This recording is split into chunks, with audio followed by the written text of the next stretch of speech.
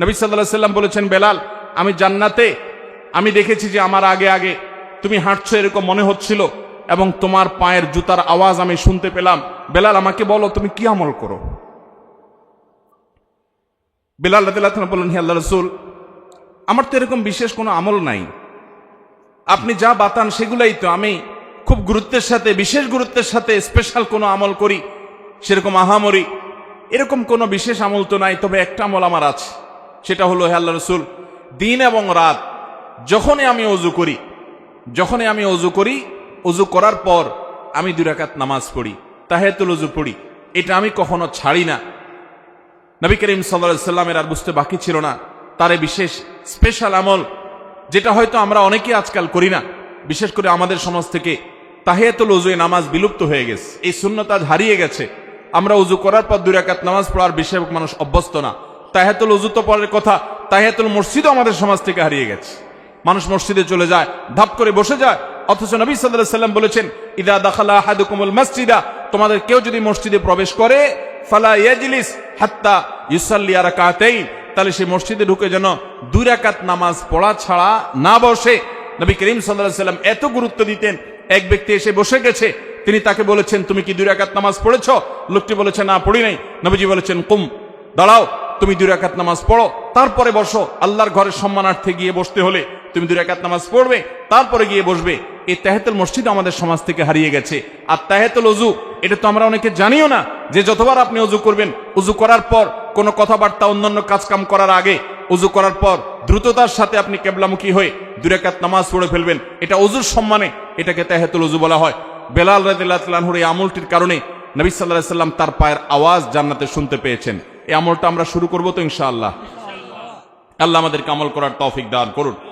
নবী করিম সাল্লাল্লাহু আলাইহি সাল্লাম জান্নাতে এরকম আর অনেকগুলো দৃশ্য দেখতে পেয়েছেন। আমরা এরপরে জানবো যে নবী করিম সাল্লাল্লাহু আলাইহি সাল্লাম মেরাজ শেষ করে, মেরাজের প্রাককালে, মেরাজের মধ্যে নবী সাল্লাল্লাহু আলাইহি সাল্লামের জীবনের সবচেয়ে বড়, মেরাজের পুরো সফরের মধ্যে সবচেয়ে বড় ঘটনা কোনটা ঘটেছে?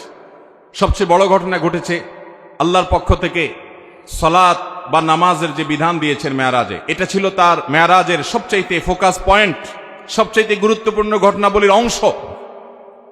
আল্লাহ রাব্বুল আলামিন নবী করিম সাল্লাল্লাহু আলাইহি সাল্লাম যখন আল্লাহর কাছে গেলেন, আল্লাহর প্রশংসা ইত্যাদি নিবেদন করলেন, আল্লাহর কুদরত অবলোকন করলেন, আল্লাহর শুকরিয়া আদায় করলেন, তিনি যখন ফিরে আসছেন আল্লাহর অনুমতি নিয়ে, তখন আল্লাহ রাব্বুল আলামিন নবী করিম সাল্লাল্লাহু আলাইহি সাল্লামকে 50 ওয়াক্ত নামাজ দিলেন, যে যাও তোমার উম্মতের জন্য 50 ওয়াক্ত নামাজ দেয়া হলো। প্রতিদিন রাত দিন 24 ঘন্টার ভিতরে 50 বার তারা নামাজ পড়বে, এটা ফরজ করে দেওয়া হলো, তুমি এটা নিয়ে যাও। নবী আলাইহিস সালাম এটা নিয়ে আসছিলেন। প্রতিমধ্যে তার সাথে ষষ্ঠ আকাশে মুসা আলাইহিস, পঞ্চম আকাশে মুসা আলাইহিস সালামের সাথে সাক্ষাৎ।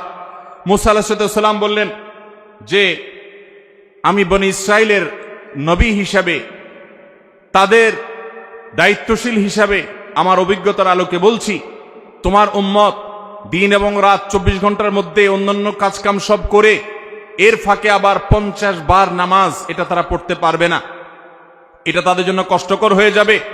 অতএব তুমি আল্লাহর কাছে গিয়ে এই নামাজ একটু কমায় আনো। নবী সাল্লাল্লাহু আলাইহি সাল্লাম আল্লাহর কাছে গেলেন, যা বললেন, আল্লাহ, আমার উম্মতের জন্য এটা অনেক কষ্ট হয়ে যাবে, আপনি একটু কমায় দেন। আল্লাহ তাআলা তাকে 5 ওয়াক্ত কমায় 45 ওয়াক্ত দিলেন। এরপরে আবার আসলেন, মুসা আলাইহিস সালামের সাথে সাক্ষাৎ, তিনি আবারও বললেন একই কথা, আবার নবীজি ফিরে গেলেন, আল্লাহ তাআলা আরো 5 ওয়াক্ত কমায় দিলেন। এভাবে কমাইতে কমাইতে 9 বার আসা যাওয়া হলো এবং 5 9 45 ওয়াক্ত নামাজ কমানো হলো, থেকে গেল 5 ওয়াক্ত। এরপরে নবী সাল্লাল্লাহু আলাইহি সাল্লাম মুসা আলাইহিস সালামের কাছে এসে বলল যে, আমি আর আল্লাহর কাছে কমানোর জন্য যেতে পারবো না, আমি বিব্রত বোধ করছি, ইতস্তত বোধ করছি যে একটা বিষয় কতবার কমাবো। 5 ওয়াক্ত আল্লাহ তাআলা নির্ধারণ করে আমাদের প্রিয় নবী সাল্লাল্লাহু আলাইহি সাল্লামকে বলে দিয়েছেন, যাও মুহাম্মদ, তোমার উম্মতকে জানিয়ে দাও, তারা যদি 5 ওয়াক্ত নামাজকে ঠিকঠাক মতো সময় মতো হক আদায় করে, সুন্দর করে আদায় করে, তো আল্লাহ রাব্বুল আলামিন তাদেরকে 50 ওয়াক্ত পড়লে যে পরিমাণ তারা সওয়াব পেত, আল্লাহ বলেছেন যে সেই পরিমাণ সওয়াব তাদেরকে আমি 5 ওয়াক্তের মাধ্যমে দেব। 5 ওয়াক্ত নামাজকে হক আদায় করে করবো তো ইনশাআল্লাহ।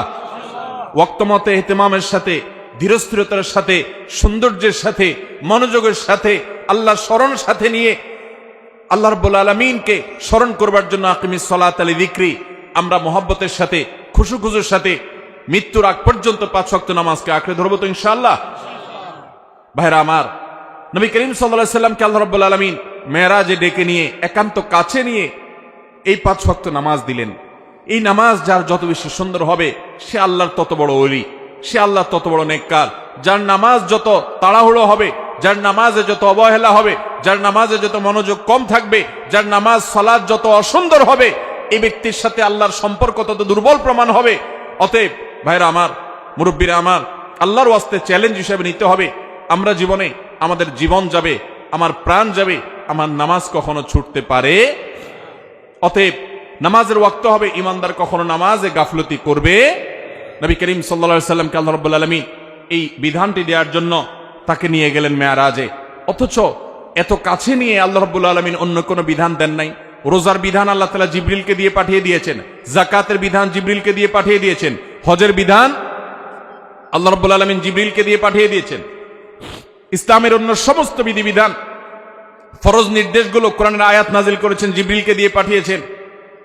5 ওয়াক্ত নামাজ এত গুরুত্বপূর্ণ, এত গুরুত্বপূর্ণ যে আল্লাহ তাআলা তার নবীকে ডেকে নিয়ে গেছেন নিজের কাছে, একান্তে ডেকে নিয়ে নিজে সরাসরি এই নামাজের নির্দেশ দান করলেন। এজন্য ভাইরা দেখবেন আমাদের প্রিয় নবী সাল্লাল্লাহু আলাইহি ওয়াসাল্লাম তার জীবনে নামাজের গুরুত্ব কেমন ছিল। তিনি যখন মৃত্যু শয্যায় দুনিয়া থেকে বিদায় নেয়ার ঠিক আগ মুহূর্ত যখন চলছে, জীবন সায়ান্নে, এরকম কঠিন একটা পরিস্থিতিতে তিনি প্রচন্ড অসুস্থ, জ্বরে, অসুস্থতায় বারবার তিনি বেহুশ হয়ে যাচ্ছিলেন। তিনি পানি আনাচ্ছিলেন, হুঁশ আসার সাথে সাথে একটু হুঁশ ফিরে এসেছে, সাথে সাথে পানি আনালেন এবং পানি ঢাললেন, ওযু করলেন, মুখে পানি ঢাললেন, শরীরে পানি ঢাললেন, ঢালার পরে কিছুটা আরাম বোধ করলেন, আবার সেন্সলেস হয়ে গেল। এরপরে আবার যখন হুঁশ আসলো তিনি জিজ্ঞাসা করলেন লোকেরা নামাজ পড়ে ফেলেছে কিনা।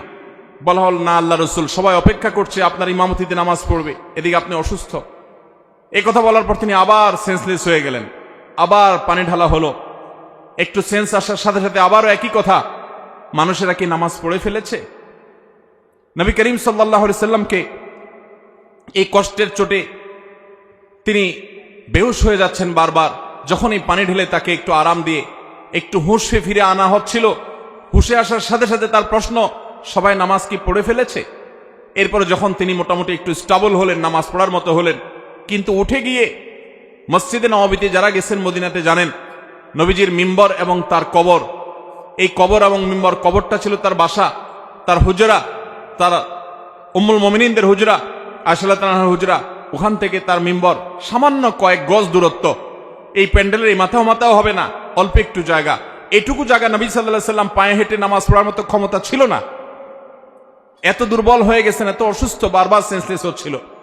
তখন তিনি আব্বাস এবং আলী রাদিয়াল্লাহু তাআলা আনহুমা, দুজন সাহাবীকে ডেকে দুজনের কাঁধে 2 হাত দিয়ে শরীরের সবটুকু ভার তাদের উপরে ছেড়ে দিয়ে 2টা পাকে মাটির সাথে টানতে টানতে, মাটির সাথে হেসরাতে হেসরাতে তিনি মিম্বরের কাছে আসলেন। কিন্তু ইমামতি করার মতো শক্তি শরীরে নাই। তিনি ইশারা দিলেন, মুরু আবু বকর ইউসাল্লি বিন নাস, তোমরা আবু বকরকে বলো ইমামতি করে যেন নামাজ পড়ায়। নবীজির সে শক্তি ছিল না। অথচ ভাইরা, মাসআলা আমরা সবাই জানি, এরকম অসুস্থ যদি কেউ হয় তার জন্য মসজিদে আসা কি জরুরি? এত অসুস্থ হলে তিনি তো বাসায় নামাজ পড়তে পারেন। কিন্তু আমাদের প্রিয় নবী সাল্লাল্লাহু আলাইহি সাল্লাম, তার কাছে নামাজ এত গুরুত্বপূর্ণ ছিল, সালাত এত গুরুত্বপূর্ণ ছিল যে বারবার হুঁশ চলে যাচ্ছে, সেন্সলেস হয়ে যাচ্ছেন, হুঁশ ফিরে আসার সাথে সাথে আবারও একই কথা, নামাজ নামাজ, এবং ইমামতি করে নামাজ পড়ার মতো ক্ষমতা নাই। তারপরেও তিনি বাধ্য হয়ে যখন আবু বকর রাদিয়াল্লাহু তাআলা আনহু হিম্মত করছিলেন না তার পিছনে ইমামতি করার, তার সামনে ইমামতি করার, তখন নবী সাল্লাল্লাহু আলাইহি ওয়াসাল্লাম নিজে ইমামতি করলেন কষ্ট করে। এবং তার পিছনে সাহাবায়ে কেরাম জামাতের সাথে নামাজ পড়লেন। নামাজের গুরুত্ব দেখেন ভাইরা আমার। খলিফাতুল মুসলিমিন ওমর ফারুক রাদিয়াল্লাহু তাআলা আনহু, তাকে যখন ফিরোজ আল লুলু নামে অগ্নিপূজক নরাধম ফজরের নামাজের ইমামতি করতে এসেছেন, তিনি খঞ্জরের আঘাতে তাকে যখন পরাস্ত করল, অনেকগুলো আঘাত করেছে খলিফাতুল মুসলিমিনকে।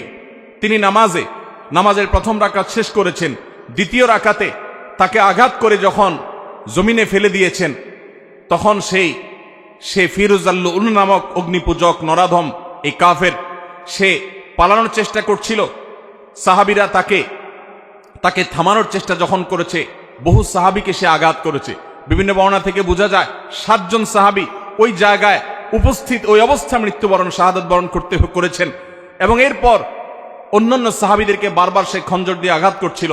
একটা পর্যায়ে সাহাবা একরাম একটা চাদর দিয়ে তার মুখ পেঁচিয়ে ফেলে তাকে পরাস্ত করে ফেলে। এরপরে যখন ওমর রাদিয়াল্লাহু তাআলা আনহুকে নিয়ে যাওয়া হলো তার বাড়িতে চিকিৎসা দেওয়ার জন্য, বারবার তিনি বেহুশ হয়ে যাচ্ছেন, প্রচন্ড আঘাতে জর্জরিত, পুরো শরীর থেকে রক্ত বের হয়ে শেষ হয়ে যাচ্ছে। যখনই একটু তার সেন্স আসছে, তিনি তার পরিবারের লোকদেরকে বলতে লাগলেন, পানি নিয়ে আসো। সবাই গ্লাসে করে বা কোনো বাটিতে করে পানি নিয়ে আসতে লাগলো। এমন ভাবে সবাই মনে করেছে উনি পানি পান করবে। তিনি বলেন, না, পানি পান করার পানি তো না, ওযুর পানি নিয়ে আসো, কারণ আমার নামাজ তো বাকি আছে।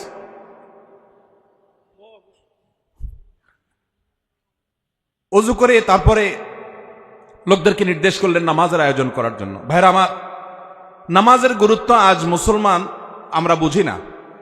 আল্লাহ রাব্বুল আলামিনের কাছে এটা এত গুরুত্বপূর্ণ।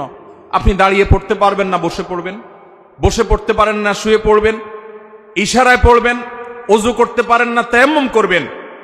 আপনার তায়াম্মুম করার ব্যবস্থাও যদি না থাকে, কোনো মাটি জাতীয় কিছু যদি আপনার হাতের কাছে না থাকে, তো ওই অবস্থায় আপনি নামাজ পড়বেন। সতর ঢেকে নামাজ পড়বেন। সতর ঢাকার মতো কোনো ব্যবস্থা যদি আপনার না থাকে, তাহলে ওই অবস্থায় আপনি বসে নামাজ পড়বেন। আপনি সমুদ্রে নিমজ্জমান, ওই অবস্থায় আপনি নামাজ পড়বেন। কিবলার দিকে ফিরে নামাজ পড়বেন। কিবলার দিকে ফিরতে পারেন না, তাহলে অনুমান করে কিবলার দিকে বা যেদিকে সম্ভব সেদিকে ফিরে সালাত আদায় করবেন।